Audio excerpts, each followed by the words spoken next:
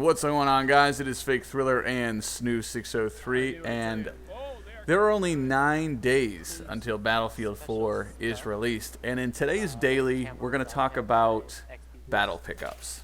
Now, for those of you who don't know, battle pickups are those power weapons that are scattered throughout the map. I think on Siege of Shanghai, we had a anti-air rocket launcher, a grenade launcher, a sniper rifle, and the USAS-12 frag rounds. Yes. So basically, not many people are thinking about it like this, but these are essentially power weapons a la Halo. For those who don't know, Halo, you all start with the same sort of weapons, and then scattered around the map are these super-powered weapons that give you an instant edge. And I think what we're going to talk about today is whether or not these weapons have a place in Battlefield. So, Snoop, do you have any initial thoughts? Yes, initial thoughts are I do not like the idea of them being in the game because to me it detracts from what the game was always about in Battlefield 3. You're taking the focus of, good balanced gun gameplay and then for the most part fairly balanced vehicle to infantry gameplay. Really, really amazingly looking maps, bigger maps, crazy environments and everything.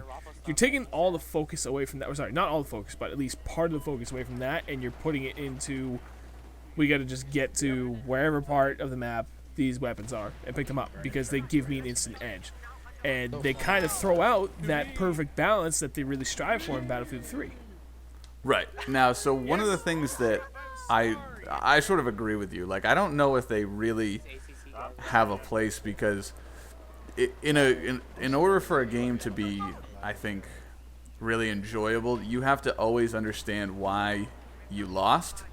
And I mean, it's a give and take, because, like, when I say lost, or like why you lost a personal battle, like a one-on-one infantry versus infantry, and to have it be because they picked up a big boom cannon and you don't have a big boom cannon, so they just destroy you without you even like putting up a fight or getting your gun up.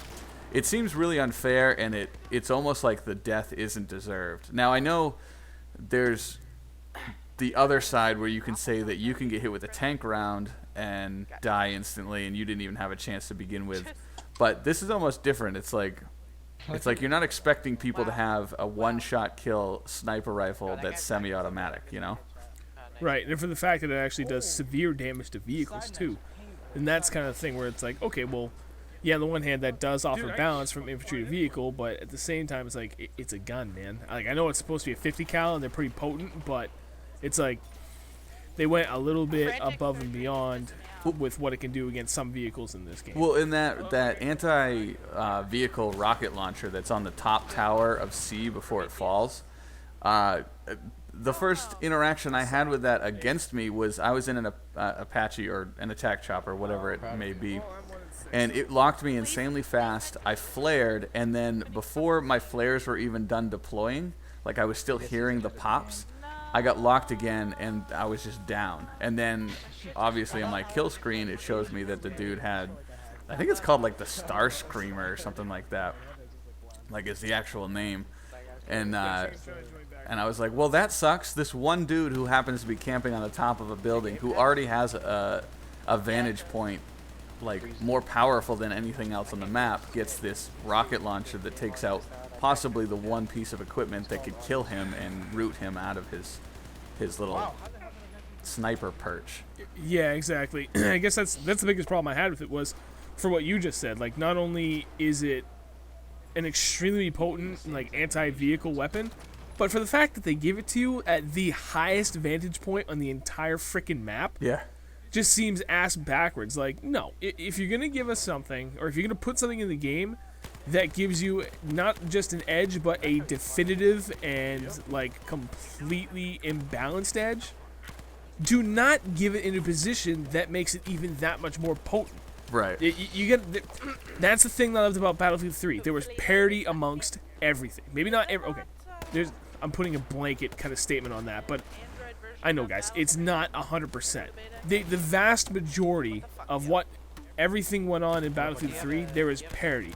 for every good thing, there is a bad thing. For everything you did that could, like Beast, there was something that would hinder it at the same time to give you that balance. And putting something like that in the game already destroys that balance, but then where it's specifically positioned really throws the balance off. And that's why I feel like it's just been a big misstep from, just with the whole idea of what they're trying to do. I think they should just be available to everyone and be used everywhere to help balance it out. But then at the same time, then it's like, okay, well, I mean, that sniper rifle is freaking beast mode, so how do you balance something like that out if everyone can use it?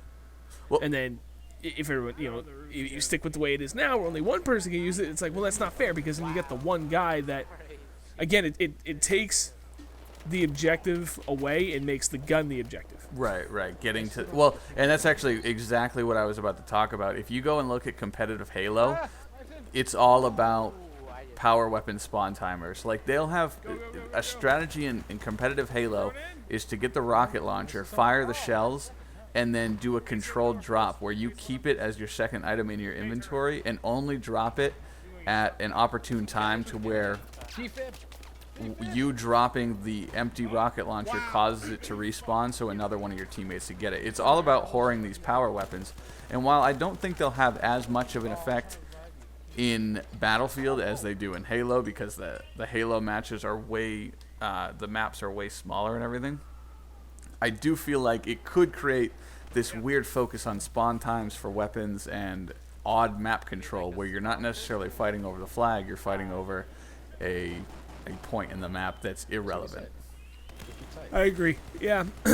So I guess to wrap up my thoughts, it's honestly, I don't think they have a very good place in the game, in the sense of, I feel it detracts too much from what made Battlefield 3 great. And while it's not a huge deal, I could see it being an issue in enough games that makes you frown upon it and kind of takes the fun away from it. So honestly, I don't know. I feel like they should just do away with those ideas. Yeah, the bright side is, I mean, I get the idea that it can make for some epic plays, and that's the one exciting thing about it, is if you get that weapon, you can start turning things over single-handedly, which is tough to do in a 16 versus 16 player map. With that many people, it's hard for one person to make a huge impact. So that part of it's exciting. The other good thing is it's just a weapon just like any other weapon, so they could tweak it with patches and hotfixes. But overall, I think we'll have to see how prevalent they are and how often I get bullshit mad from getting killed by one. Right. That's basically what it comes down to, is how annoying it is to have it used against you. Right, or how much it changes the overall flow of the game. It's right. Again, in something like Obliteration. If majority of the time you're playing Obliteration, it's just people trying to go for those weapons, then yeah, it was a bad idea, because that's completely detracted from the objective of that game. Yeah, one other good thing that I do like to, I would like to mention, is the fact that they put in the USAS frag rounds as a power weapon, almost like to pay homage to the early days of Battlefield 3. Yeah, this is true. So that's kind of like a nod to the game and everything. So they know what they're doing with it. So we'll see how it all plays out. But I think that's going to wrap it up for today's video. Let us know in the comments down below what you guys think of these power weapons, whether they should be in the game or if you'd like to see them get the boot. And there are only 9 days left until Battlefield 4 comes out. And we'll see you in tomorrow's video.